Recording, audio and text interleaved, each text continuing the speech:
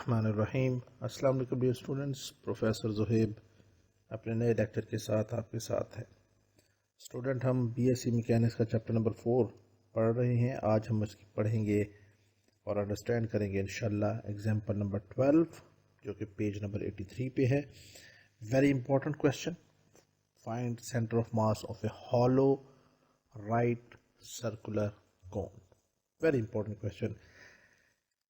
एक hollow right circular कोन का centre of मास इस क्वेश्चन में हमने फाइंड आउट करना है। अपने आखिरी जो लेक्चर हमने स्टडी किया था उसमें हमने एक सॉलिड राइट सर्कुलर कोन का centre of mass find out किया था। आज जो हमारे पास कोन है वो वही है, लेकिन फ़र्क सिर्फ ये है कि आज ये हॉलो है। हॉलो का क्या मतलब होता है कि ये अंदर से खाली है, यानी ये खाली है, इसके अंदर मास मौजूद नहीं है, सिर्फ इसकी सरफेसेस चारों तरफ से मौजूद हैं। तो आइए सबसे पहले तो हम इसको ड्रॉ करते हैं, एक राइट सर्कुलर कोन को। फर्स्ट करेंगे यहाँ से स्टार्ट करते हैं। ये हमारे पास एक राइट सर्कुलर कोन है। मैं इसको यहाँ से खींच देता हूँ इस तरफ, इसको इधर मिला दिया, इसको यहाँ से इधर मिला दिया, यहाँ से एक परपेंडिकुलर ड्रॉ कर दिया, और ये हमारे पास एक ओ बी सी, ये हमारे पास एक राइट सर्कुलर कोन बन गई। इस पॉइंट ये जो है ये इस जो बेस ऑफ दिस कोन है उसका सेंटर है। तो इस राइट सर्कुलर कोन का हमने अब फाइंड आउट करना है सेंटर ऑफ मास। पिछले क्वेश्चन की तरह अब इस सर्कुलर कोन को भी हमें छोटे छोटे एलिमेंट्री रिंग्स में तकसीम करना होगा। तो इसके लिए हम सबसे पहले क्या करते हैं कि एक छोटे से एलिमेंट्री रिंग्स ड्रॉ करते हैं। फर्ज किया ये हमारे पास एक, उनमें से एक हम यहाँ पे शो कर देते हैं। इस पूरी कोन को हम इस तरह के छोटे छोटे एलिमेंट्री रिंग्स जिसे कहते हैं, छोटे छोटे टुकड़ों में काट देते हैं, और फिर उनका हम इंटीग्रेशन ले लेंगे और इसका centre of mass find out कर लेंगे। ये एक हमारे पास एलिमेंट्री रिंग है। इसका हमें मालूम करना है कि सॉरी, तो एक कॉल आ गई थी, सॉरी। हम डिस्कस करते हैं, यहाँ से हम एक ड्रॉ कर लेते हैं, सॉरी, रेडियस। इसका रेडियस भी हमने यहाँ पे ड्रॉ करना है, तो मैं यहाँ पे ड्रॉ कर देता हूँ एक रेडियस।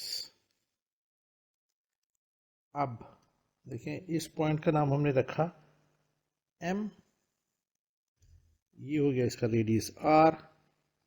इस डिस्टेंस को हम कह देते हैं ओ एम को एक्स। ओ से लेके ए तक this distance is equal to h, इसका एक्सिस का, और ओ से लेके एम तक हम फर्ज कर लेते हैं this is equal to x, and this is P and this is P dash. और ये जो दरमियान में पी से लेके पी डैश तक, यानी इन दो सुर्ख लाइनों के दरमियान ये जो विड्थ है this is called delta x, और ये एक्चुअली थिकनेस है। यानी इस हॉलो जो हमने काटी है एलिमेंट्री रिंग, इसकी थिकनेस जो है वो डेल्टा एक्स के बराबर है। इस फिगर को मैं आपको इस एक और पैटर्न में भी दिखा देता हूँ। ये ओ से लेके ए तक ये एच के बराबर है। इसको मैं अब इस तरह से शो जब तक नहीं करूँगा आपको समझ नहीं आएगी। तो मैं इसको आपका कॉन्सेप्ट ठीक करने के लिए बहुत ज़्यादा ज़रूरी है कि आप ये फिगर जो है वो इस फॉर्मेट पे भी देख लें, इससे आपको सही समझ आएगी। ये मैंने ड्रॉ किया एक कोन, यानी इस कोन की बेस अब नीचे आ गई है और ये पॉइंट ओ ऊपर चला गया है। ये हमने यहाँ पे ड्रॉ की, इसकी एक एलिमेंट्री स्ट्रिप या एलिमेंट्री रिंग।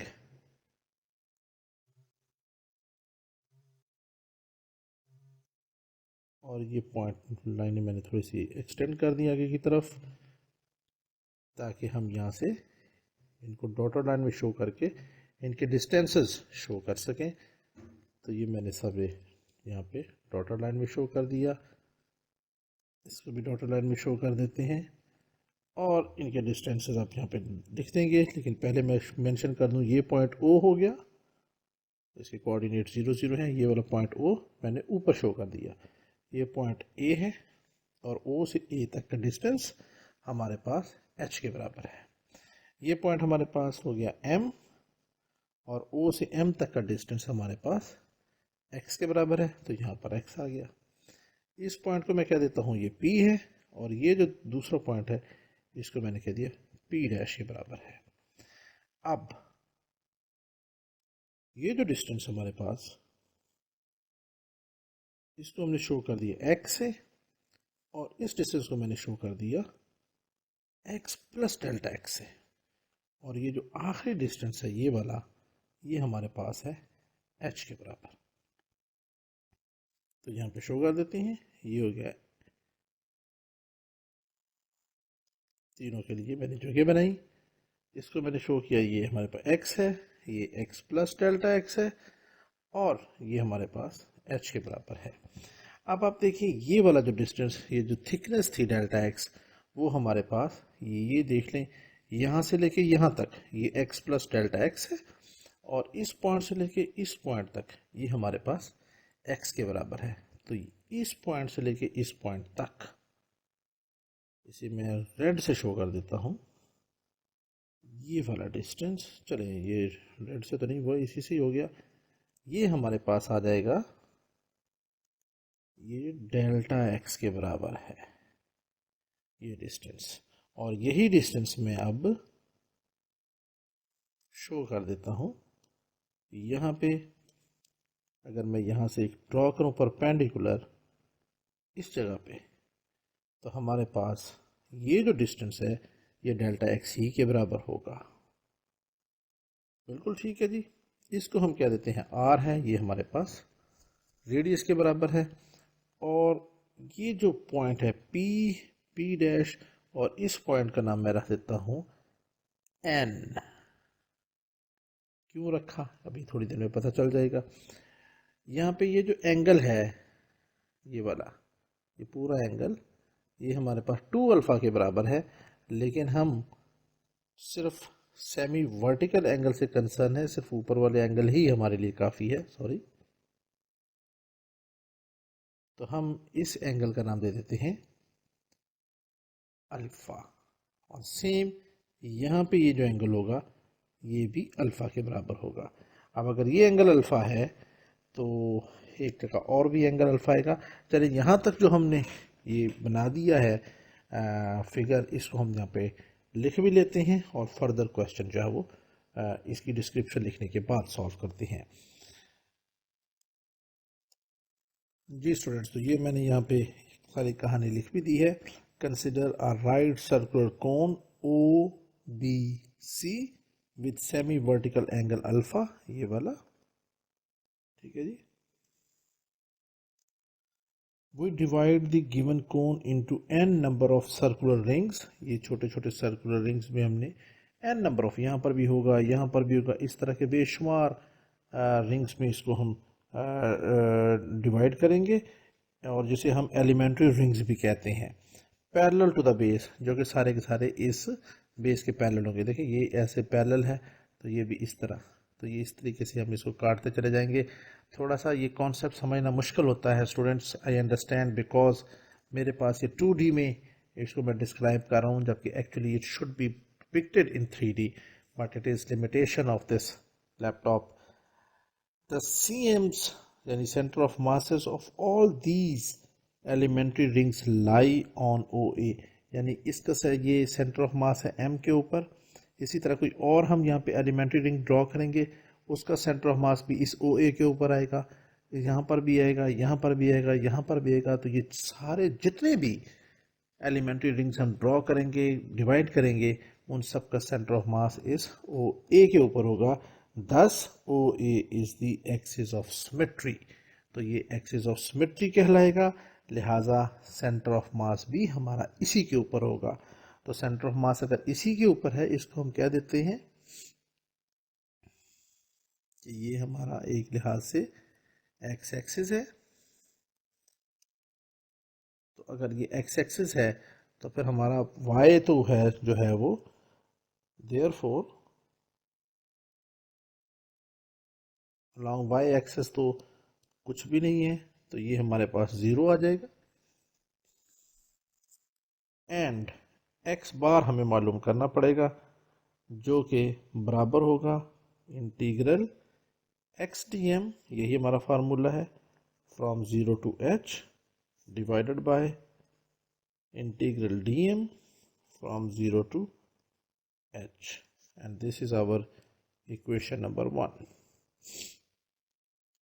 अब हमने इस इक्वेशन के अंदर सिर्फ ये डीएम फाइंड आउट करना है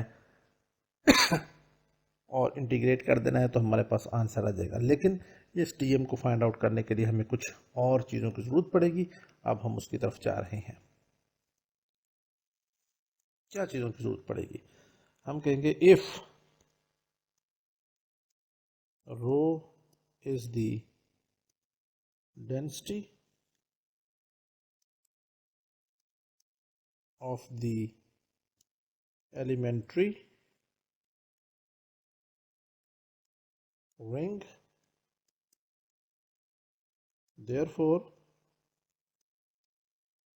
क्या होगा, रो किसके बराबर आएगा, rho will be equal to mass per unit area के बराबर आएगा। देखिए यहाँ पे एरिया आया है, पिछले क्वेश्चन में यहाँ पे वॉल्यूम आया था, बिकॉज इस केस में हम मालूम कर रहे हैं एक हॉलो राइट सर्कुलर कोन को। हॉलो का मतलब ये है कि इसका सिर्फ लेंथ का मसला नहीं है, इसका एक्स एक्सिस भी है और थोड़ा सा ये ऊपर की तरफ गया हुआ है, तो वाई एक्सिस के साथ भी इसका आर चल रहा है। तो इस लिहाज से इसका हमने क्या मालूम करना है, इसका एरिया फाइंड आउट करना है। जबकि पिछले क्वेश्चन में उसकी हाइट भी थी, तो उस लिहाज से हमने सॉलिड थी बॉडी, तो हमने उसका वॉल्यूम भी फाइंड आउट किया था।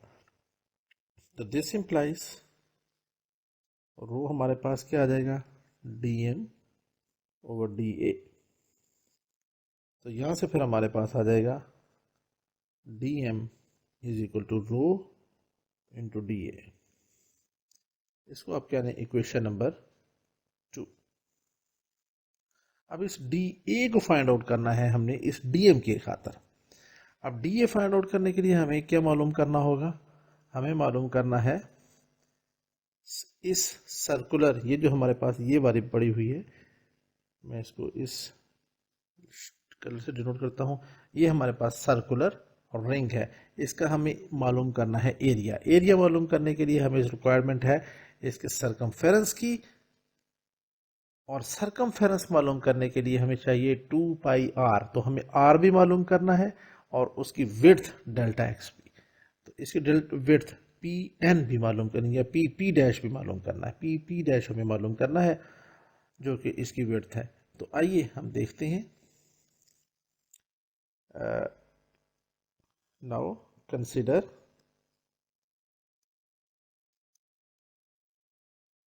Right angle triangle O M P, O M P, O M P. यहाँ से अब आप देखें, यहाँ से हम क्या करने जा रहे हैं, हमें आर मालूम करना है। आर क्यों मालूम करना है, क्योंकि इस सर्कुलर बॉडी का जो रेडियस होता है, ये मैं लिख भी देता हूँ आपको, area of circular body, area of circular body ये जो होता है वो 2 पाई आर होता है। और ये अभी इसकी विड्थ भी है, तो विड्थ से सब मैं मल्टीप्लाई यहाँ पे नहीं लिख रहा। तो इस आर को फाइंड आउट करने जा रहे हैं हम इस ट्राइंगल की बेस पे ओ एम पी से। तो यहाँ पे ये हमारे पास एंगल अल्फा है और ये हमारे पास एंगल हो जाएगा 90 डिग्री का। तो ये 90 डिग्री, तो ये हमारे पास बन जाएगा परपेंडिकुलर और ये बन जाएगा बेस। तो परपेंडिकुलर ओवर बेस, दूसरे लफ्जों में r over x, r over x क्या आ जाएगा, आर ओवर एक्स, ये हमारे पास आ जाएगा टेंजेंट अल्फा। क्यों, क्योंकि ये आर हमारे पास है परपेंडिकुलर और एक्स है हमारे पास बेस। परपेंडिकुलर और बेस हमेशा tan का फंक्शन होता है, तो दिस इम्प्लाइज हमारे पास आर आ जाएगा एक्स टेंजेंट अल्फा। इसको आप क्या दें इक्वेशन नंबर 3, तो हमारे पास ये एक चीज हमारे पास आ गई। ठीक है जी, अब हम चलते हैं इस दूसरी ट्रायंगल की तरफ, पी एन पी डैश की तरफ। P N P dash, now consider right angle triangle P N P dash.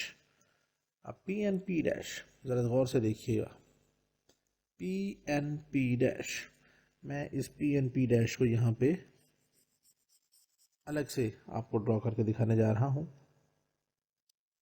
क्योंकि ये बहुत छोटी है।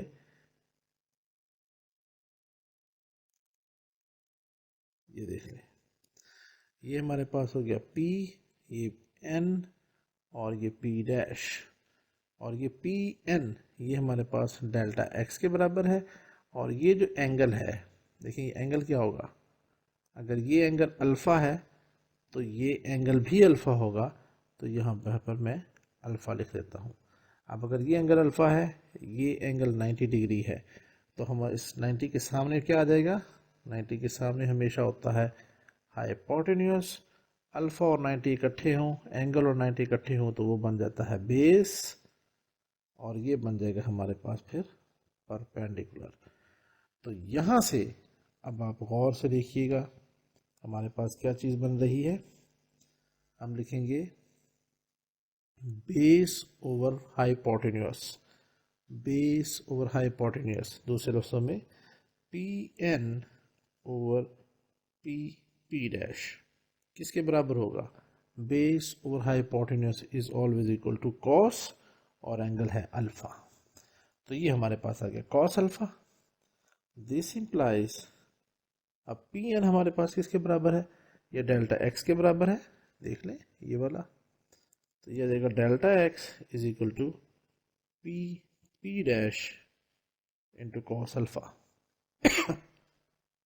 और यहाँ से हमारे पास पी पी डैश किसके बराबर आ जाएगा, P P dash is equal to delta x over cos alpha. तो देयरफॉर पी पी डैश हमारे पास आ गया delta x into secant alpha, and this is equal equation number 4. अब हमारे पास इक्वेशन नंबर 3 भी आ गई, इक्वेशन नंबर 4 भी आ गई। अब हम इसको पुट करते हैं इक्वेशन नंबर 2 में, लेकिन इक्वेशन नंबर 2 को मैं थोड़ा सा मज़ीद एलेबोरेट कर देता हूँ। दिस इम्प्लाइज डी एम हमारे पास आ जाएगा रो इनटू, अब ये एरिया किसके बराबर होता है, ये होगा सरकमफेरेंस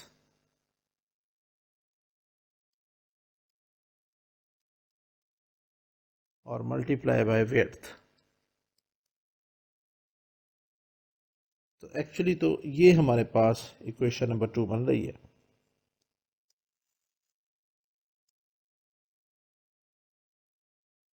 इसको हम कहें तो ज़्यादा मुनासिब होगा कि ये हमारे पास इक्वेशन नंबर 2 है। इसके अंदर आप पुट कर दें, therefore equation number 2 implies dm क्या आ जाएगा, dm is equal to rho, density उसी तरह रही, सरकमफेरेंस 2 पाई आर के बराबर होता है, 2 पाई आर इंटू विड्थ यानी P P dash, P P dash. अब यहाँ पे वैल्यूज पुट कर दें इक्वेशन नंबर 2, 3 और 4 से। So this implies d m is equal to rho 2 pi r की वैल्यू हमने मालूम की हुई है, एक्स टेन अल्फा के बराबर है, तो यह आ जाएगा x into tangent alpha multiply by P P dash. थोड़ा सा मैं इसको सही करके लिख देता हूँ, और पी पी डैश की वैल्यू यहाँ पे पुट कर दें delta x into secant alpha, और इसको आप कहें इक्वेशन नंबर 5। और इस इक्वेशन नंबर 5 की वैल्यू अब हमने मालूम कर ली, इसको हम पुट कर देंगे इक्वेशन नंबर 1 के अंदर और इंटीग्रेट कर देंगे, हमारा आंसर आ जाएगा। So therefore put in equation 1 क्या आ जाएगा, X bar centre of mass आ जाएगा हमारे पास इंटीग्रल, एक एक्स तो यहाँ पे मौजूद है, ये हमने लिख लिया, और डी एम, और नीचे भी डी एम है, तो ये एक्स हमने पहले लिखा और फिर इस डी एम की ये वैल्यू जो ऊपर लिखी हुई है ये पुट कर दी, रो 2 पाई एक्स टेंजेंट अल्फा, मैं सीकेंट अल्फा पहले लिख रहा हूँ, और अब चूंकि हमने यहाँ पे लिमिट पुट कर दी है फ्रॉम 0 टू एच, तो ये डेल्टा एक्स जो है वो हमारे पास डी एक्स बन गया, ये टोटल है डी, सारे जितने भी डी एक्स होंगे डेल्टा एक्स होंगे, जितने भी एलिमेंट्री रिंग्स बनेंगे उन सब का sum that is equal to D X. और नीचे भी इसी तरह इंटीग्रल और डी एम की वैल्यू पुट कर दी, 2 pi X tangent alpha into secant alpha, और आखिर में delta D x from 0 to H. अब यहाँ से हम सिंप्लीफिकेशन पे चलते हैं। दिस इम्प्लाइज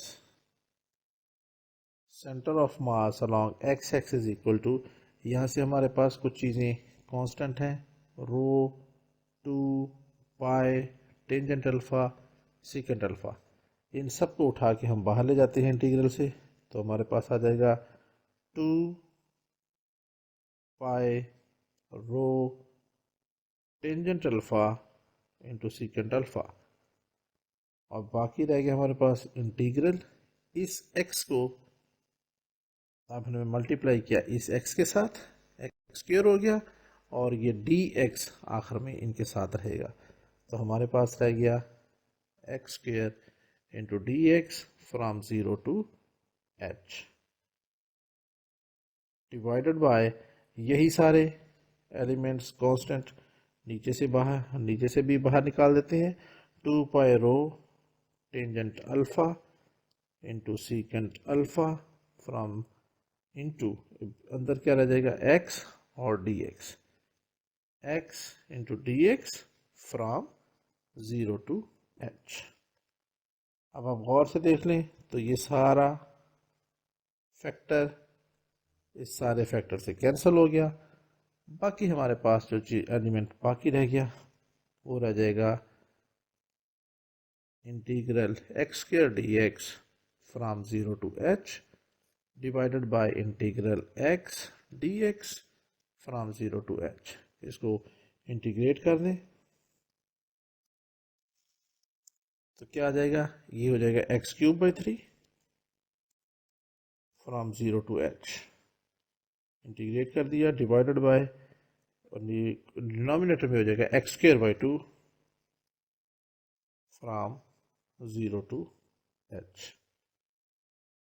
ये हो जाएगा हमारे पास, फिर वैल्यू पुट कर दें, 0 पुट करेंगे तो 0 हो जाएगा, पहले हम h पुट करेंगे तो ये हो जाएगा h cube by 3 divided by h square by 2, तो इसको हम लिख सकते हैं h cube by 3 multiply by 2 over h square.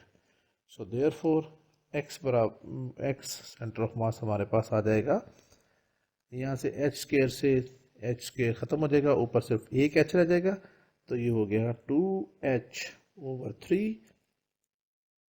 और स्टूडेंट ये हमारा रिजल्ट है इस क्वेश्चन का, यानी एक right hollow solo circular cone का जो सेंटर ऑफ मास है वो 2h/3 के बराबर होता है। स्टूडेंट मैंने बहुत मेहनत से और बड़ी कोशिश से ये क्वेश्चन सॉल्व किया है, इस तरह का सलूशन शायद ही आपको कहीं पे मिले, जैसे मेरा दावा है कि मैंने इस खूबसूरत अंदाज से इसको कोशिश की। अगर ये लेक्चर आपको पसंद आया है, क्वेश्चन समझ में आई है, तो ज़रूर इसको लाइक कीजिएगा, दोस्तों से शेयर कीजिएगा। मिलते हैं इंशाल्लाह बहुत जल्द अपने नए लेक्चर में। जब तक के लिए इजाज़त, अल्लाह हाफिज़।